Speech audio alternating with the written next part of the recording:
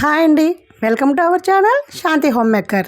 ఈరోజు నేను చేసే కుడుములు, పాల తాలికలు, పులిహోర ఎలా చేసానో ఒకసారి చెప్తున్నాను.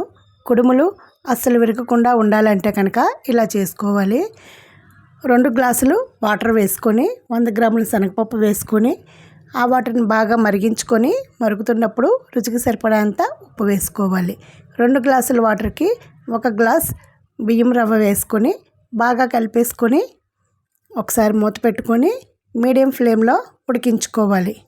శనగపప్పు కొంచెం ఎక్కువ వేసుకుంటే రుచిగా ఉంటాయి, అంత వద్దు అనుకుంటే 50 గ్రాములు వేసుకోవచ్చు. ఇప్పుడు మూత తీసి బాగా కలుపుకొని సిమ్లో పెట్టుకొని ఒకసారి దగ్గరికి అయ్యేంత వరకు కలుపుకోవాలి. ఈ కొలతలతో చేస్తే కనుక కుడుములు అస్సలు విరగవు. వీటిలో ఒక చెక్క కొబ్బరి తురుము చేసుకొని ఈ తురుము వేసుకుంటే కుడుములు కమ్మగా ఉంటాయి. ఇది బాగా ఉడికిన తర్వాత ఇందులో కొబ్బరి తురుము వేసుకోవాలి. కొబ్బరి తురుము వేసిన తర్వాత ఎక్కువ కుక్ చేసుకోకూడదు, దించే ముందు వేసుకుంటేనే కమ్మగా ఉంటుంది. ఈ కొబ్బరి వేసుకున్న తర్వాత ఇదంతా కలిసేలాగా ఒకసారి బాగా కలుపుకోవాలి. ఇప్పుడు స్టవ్ ఆఫ్ చేసుకొని బాగా కలుపుకొని చల్లారనిచ్చుకోవాలి. నేనైతే ఇది చల్లారిలోపు పాల తాలికలు చేసేసాను, కాకపోతే మీకు లైన్గా చూపించాలని కుడుములు మొత్తం అయిన తర్వాత పాల తాలికలు చూపిస్తాను. ఇవి గోరువెచ్చగా అయింది. ఇప్పుడు ఒక గిన్నెలోకి కొద్దిగా నెయ్యి వేసుకొని చేతికి నెయ్యి రాసుకుంటూ ఈ ఉండ్రాలను చుట్టుకోవాలి. మెత్తగా ఉడికితేనే ఇలా ఉండవుతుంది, లేదంటే పొడి పొడిగా ఉందనుకో ఉండ అస్సలు అవ్వదు. ఒకవేళ కష్టపడి ఉండ చేసినా సరే పగిలిపోతుంది. ఇదైతే ఉండ రెడీ అయింది. ఇలాగే మొత్తం అన్నీ కూడా చుట్టుకోవాలి. ఇలా చుట్టిన వాటిని ఒకసారి ఆవిరి పట్టించుకోవాలి. వాటి కోసం స్టవ్ పైన ఇడ్లీ గిన్నె పెట్టుకొని 1 గ్లాస్ వాటర్ వేసుకొని ఇడ్లీ ప్లేట్కి నెయ్యి రాసుకోవాలి. ఈ నెయ్యి రాసుకున్న ఇడ్లీ ప్లేట్ని ఇడ్లీ పాత్రలో ఉంచుకొని ఇప్పుడు ముందుగా చేసిన ఈ కుడుములన్నీ కూడా ఇందులో వేసేసుకోవాలి. కుడుములు అంటే అందరికీ వచ్చు, ఈజీగానే ఉంటాయి, కాకపోతే ఇలా చేస్తే అస్సలు విరగకుండా ఉంటాయి. ఎవరైనా కొత్త వాళ్ళు ఉంటే నేర్చుకుంటారని నేనే వీడియో చేస్తున్నాను. ఇప్పుడు మూత పెట్టుకొని 5 నిమిషాలు ఆవిరి మీద ఉడికించుకోవాలి. 5 నిమిషాల తర్వాత చల్లారాక వీటిని తీసుకొని దేవుడికి నైవేద్యం పెట్టుకోవాలి. ఇవేనండి నేను చేసిన కుడుములు. మీకు నచ్చాయా? నచ్చితే లైక్ చేయండి. వీటిని నేను మా గణేష్కి నైవేద్యం పెట్టేశాను. ఇప్పుడు పాల తాలికలకి ఒక మూకుడు తీసుకొని స్టవ్ ఆన్ చేసుకొని స్టవ్ మీద 1.25 గ్లాస్ వాటర్ వేసుకోవాలి. 1.25 గ్లాస్ వాటర్ వేసుకొని ఇవి చక్కగా మరుగుతున్నప్పుడు ఇందులో కొద్దిగా ఉప్పు వేసుకోవాలి. ఉప్పు వేసుకోవడం వల్ల రుచిగా ఉంటుంది. ఇందులోనే 1 స్పూన్ బొంబాయి రవ్వ వేసుకోవాలి. బొంబాయి రవ్వ వేసుకోవడం వల్ల తాలికలు అస్సలు విరగవు.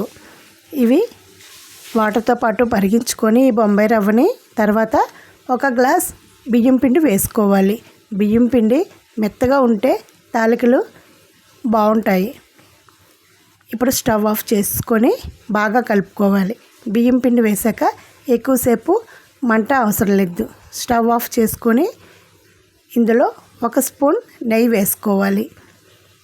ఇలా నెయ్యి వేసుకొని ఒకసారి బాగా కలిపేసుకొని చల్లారి వరకు పక్కన ఉంచుకోవాలి. ఇది కలిపిన తర్వాత ఒకసారి చేత్తో మొత్తం నొక్కి ఉంచితే ఆవిరికి చక్కగా మగ్గి పిండి బాగుంటుంది. అప్పుడు కొద్దిగా చల్లగా అయిన తర్వాత దీన్ని చేతివేలితో మృదువుగా కలిపి ఇలా ఉండలు చేసి 2 భాగాలుగా చేసుకొని పక్కన ఉంచుకోవాలి. మా చిన్నప్పటి రోజుల్లో అయితే పాల తాలికలు చేయాలి అంటే కనుక పెద్ద ప్రాసెస్. పొద్దుట లేచి తలస్నానం చేసి ఇలా పిండి రెడీ చేసి ఇచ్చాక వాటిని ఒక పీట మీద పిండి వేసుకొని చేత్తో ఇలా ఇలా ఇలా పామితే 1 గంట వాటికే పట్టేది. ఇప్పుడు చాలా ఈజీగా జంతికల కుడకలో వేసుకొని ఈజీగా పావు గంటలో పాల తాలికలు చేసేయచ్చు. పెద్ద పనిలా కూడా అనిపించదు. వీటిని ఇలా పక్కన ఉంచుకొని ఇప్పుడు అరగంట ముందు 2 స్పూన్ల సగ్గుబియ్యాన్ని వాటర్ వేసి నాననిచ్చుకోవాలి. వాటిని అరగంట తర్వాత స్టవ్ ఆన్ చేసుకొని పిండి ఉడికించిన మూకుడులోనే వేసుకొని కొంచెం ఉడికించుకోవాలి. హాఫ్ కుకింగ్ అయిన తర్వాత ఇందులో 1 లీటర్ పాలు వాడాను. 1/2 లీటర్ ఇప్పుడు వేసుకొని కొంచెం మరిగిన తర్వాత మరో 1/2 లీటర్ వేస్తాను. ఇలా 1/2 లీటర్ వేసుకొని వీటిని బాగా కలుపుతూ మరిగించుకోవాలి. ముందుగా సగ్గుబియ్యం వేసాం కాబట్టి అవి అడుగు పట్టకుండా కలుపుకోవాలి. ఇప్పుడు ముందుగా ఉక్కించి బాగా మదాయించి 2 భాగాలుగా చేసిన ఈ వరిపిండి ముద్దని ఈ జంతికల మోల్ట్లో వేసుకొని ఖాళీలు లేకుండా నొక్కుకొని ఇప్పుడు మరబిగించుకొని ఈ మరుగుతున్న పాలల్లో ఇలా పిండుకోవడమే. ఇంత సులువు పద్ధతిలో చేశారంటే పాల తాలికలు పావు గంటలో రెడీ అయిపోతాయి. ఇలా చక్కగా ఈ 2 భాగాలను కూడా మొత్తం పిండేసుకోవడమే. 1/2 లీటర్ పాలు వేసాను. మిగిలిన పాలు కాచి కొంచెం కొంచెం వేసుకోవచ్చు.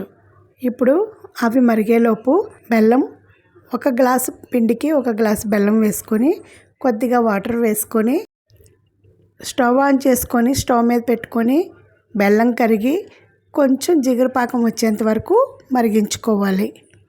ఒక్కో బెల్లంలో నలకలు ఉంటాయి. ఆ నలకలు ఏమైనా ఉంటే వడపోసుకోవాలి. పూర్వం రోజుల్లో అయితే చేత్తో చేసేవాళ్ళం అనేవాళ్ళం కదా.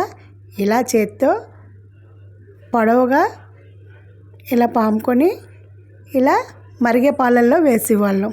ఇప్పుడు అదేమీ లేకుండా ఈజీగా వేసేస్తున్నాం. ఒక కొబ్బరి చెక్క తీసుకొని 1 ఇంచ్ ఉండేలాగా పల్చగా ముక్కలు కట్ చేసుకొని ఇందులో వేసుకొని ఒక్కసారి కలిసేలాగా కలుపుకోవాలి. ఇప్పుడు బెల్లం కొంచెం జిగురు పాకం వచ్చిన తర్వాత ఒకసారి వడపోసుకొని ఈ ఉడుకుతున్న పాల తాలికల్లో వేసేసుకోవాలి. ఇలా వేసుకున్న తర్వాత 2 నిమిషాల్లో స్టవ్ ఆఫ్ చేసేసుకోవాలి. లేదంటే పాలు విరిగిపోయే ఛాన్సెస్ ఉంటాయి. ఇలా మొత్తం మనం చేసుకున్న బెల్లం పాకం అంతా కూడా వేసుకొని పైన 2 స్పూన్లు పంచదార వేస్తే రుచి చాలా బాగుంటుంది. ఇందులోనే 1 స్పూన్ యాలకుల పొడి వేసుకొని ఇది నెమ్మదిగా గరిటెతో కలుపుకోవాలి. కొంచెం ఖాళీగా ఉన్న గిన్నె పెట్టుకోండి. నాకైతే గిన్నె కొంచెం ఇరుకయింది. ఎలా పడితే అలా బాగా కలిపేమంటే ఇవన్నీ మెత్తగా స్మాష్ అయిపోతాయి. అందుకని నెమ్మదిగా కలుపుకొని మొత్తం బెల్లం పాకం దీనికి కలిసేలాగా స్లోగా కలుపుకొని మూత పెట్టుకొని 1 పావు గంట తర్వాత సర్వ్ చేసుకోవడమే. ఇంతేనండి, పాల తాలికలు విరగకుండా రెడీ అయిపోయినాయి. వీటిని ఒక గిన్నెలోకి సర్వ్ చేసుకోవాలి. నేనైతే ఆల్రెడీ బెల్లం పాకం చేసిన గిన్నె ఉంటుంది కదా, అందులోనే వేసేసి స్వామివారికి నైవేద్యం పెట్టేస్తున్నా. ఇవి ఎక్కువగా వినాయక చవితికి తులాకాస్కి పెడతారు. ఇప్పుడు 3వ నైవేద్యం వచ్చేసి పులిహోర. ఈ పులిహోరను చాలా ఈజీగా అరగంటలో చేసుకోవడం చాలా సులువు. ముందుగా 1/2 కేజీ అన్నం ఉడికించి పక్కన ఉంచుకోవాలి. ఇప్పుడు స్టవ్ ఆన్ చేసి స్టవ్ మీద ఒక పెద్ద గిన్నె పెట్టుకొని ఆయిల్ వేసి ఆయిల్ హీట్ ఎక్కిన తర్వాత గుళ్ళు వేసుకొని గుళ్ళు కూడా హీట్ ఎక్కిన తర్వాత పచ్చిశనగపప్పు, మినప్పప్పు, ఆవాలు, కొంచెం జీలకర్ర వేసి బాగా కలిపేసుకోవాలి. ఇందులోనే 10 ఎండుమిరపకాయలు కట్ చేసుకొని వేసుకొని 10 పచ్చిమిరపకాయలు కూడా కట్ చేసి వేసుకోవాలి. ఇవన్నీ కూడా మంచి కలర్ వచ్చేంత వరకు వేయించుకోవాలి. ఇందులోనే గుప్పుడు కరివేపాకు, 1/2 స్పూన్ ఇంగువ వేసుకొని మంచి వాసన వచ్చేంత వరకు వేయించుకోవాలి. ముందే ఖాళీగా ఉన్న గిన్నె పెట్టుకున్నామంటే పులిహోర ఇందులోనే కలుపుకుంటే వేరే గిన్నె అవసరం లేదు.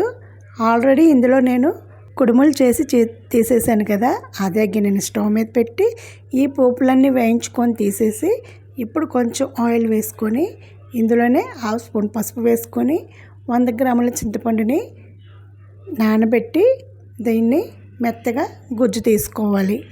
నేను 100 గ్రాముల చింతపండులో సగం చింతపండు రసమే వేశాను. మిగతాది వేరే వంటకి వాడదామని ఈ చింతపండుని బాగా ఉడికించుకోవాలి. ఈ గిన్నె మందంగా ఉంది కాబట్టి చాలా తొందరగా ఉడికింది. ఇందులోనే మెంతులు, ఆవాలు కలిపి పొడి చేసి 1.5 స్పూన్ పొడుము వేసుకున్నాం. 1 స్పూన్ ఆవాలు, 1/2 స్పూన్ మెంతులు ఉండేలాగా పొడి చేసి వేసుకొని ఇందులోనే 2 ఇంచ్ అల్లం ముక్కని చక్కగా ఇలా తురుముకొని వేసుకోవాలి. అల్లం దంచుకొని వేసుకున్నా కూడా రుచిగానే ఉంటుంది. ఇది ఉడుకుతున్నప్పుడే ఏదో టెంపుల్లో చేసిన పులిహోరలాగా మంచి స్మెల్ అయితే వచ్చేస్తుంది. దీన్ని ఒకసారి బాగా కలిపేసుకొని ఇప్పుడు ముందుగా ఉడికించి పెట్టుకున్న రైస్ని ఇందులో వేసుకోవాలి. చింతపండు చక్కగా ఉడికింది. ఈ రైస్ని ఇందులోకి వంచేసుకొని ఒకసారి బాగా కలిసేలాగా కలుపుకోవాలి. ఇందులోనే ముందుగా వేయించి పక్కన పెట్టుకున్న ఈ పోపులను కూడా వేసుకొని ఇవన్నీ కూడా బాగా కలిసేలాగా కలుపుకోవాలి. ఈ స్టేజ్లోనే సాల్ట్ కూడా 2 స్పూన్స్ వేసుకోవాలి. నేను ముందు వేయడం మర్చిపోయి లాస్ట్లో వేసాను. సాల్ట్ కూడా వేసుకొని ఇది మొత్తం కలిసేలాగా కలుపుకోవాలి. ఇందులోనే చిన్న బెల్లం ముక్క కూడా వేసుకుంటే ఆ రుచి చాలా బాగుంటుంది. ఈ టైప్లో పులిహోర ఎక్కువ మాకు దగ్గరలో ఉన్న కోనసీమ వాడపల్లిలో చేస్తారు. ఈ పులిహోర అయితే మంచి ఫ్లేవర్తో అదిరిపోయే రుచితో సేమ్ వాడపల్లి వెంకటేశ్వర స్వామి గుడిలో తిన్న పులిహోరలాగే అనిపిస్తుంది. ఒక్కసారి మీరు ఇలా కనుక చేసుకొని చూడండి, మీకే తెలుస్తుంది. ఇంతేనండి, అరగంటలో పులిహోర రెడీ. ఇలా చాలా ఈజీగా ఈ వినాయక చవితికి ఈ 3 రకాల ప్రసాదాలు నేను విఘ్నేశ్వరుడికి నైవేద్యం పెట్టాను. మీరు ఎన్ని రకాలు చేశారు, ఏ టైప్ ప్రసాదాలు చేశారు కామెంట్ సెక్షన్లో తెలియచేయండి. నేను చేసిన ఈ ప్రసాదాలు మీకు నచ్చితే కనుక లైక్ ఇచ్చి కామెంట్ సెక్షన్లో తప్పకుండా కామెంట్ చేయండి. ఇంకొక చిన్న మాట, ఈ 3 ప్రసాదాల్లో మీకైతే ఏ ప్రసాదం నచ్చింది కామెంట్ చేయండి. ఈ వీడియోని ఎక్కడ స్కిప్ చేయకుండా చూసినందుకు చాలా చాలా చాలా thanks. Thank you for watching. Keep smiling. Bye bye.